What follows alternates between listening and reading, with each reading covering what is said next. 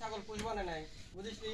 হ্যাঁ। খাসি ছাগল সব বিক্রি করে দিব, তাহলে মনে কর প্রতিটা ছাগল যদি আমরা ৬,০০০ করে বিক্রি করি, তাহলে ১৫ গুণিত ৬,০০০ দিয়ে বিক্রি করলে ৯০,০০০ টাকা উঠে আসতেছে। হ্যাঁ।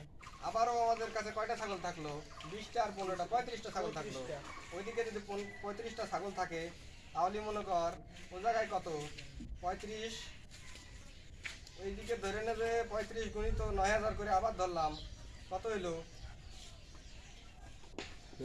৩,১৫,০০০ টাকা। বন্ধু ব্যবসায় তো লালে লাল।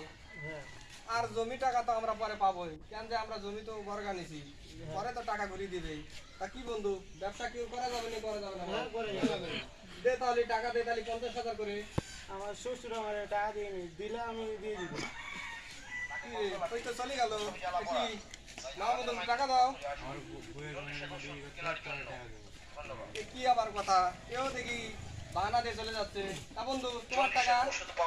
দোস্ত আমার কাছে তো সেরকম টাকা নেই। এ আমি কাদের নিয়ে ব্যবসা?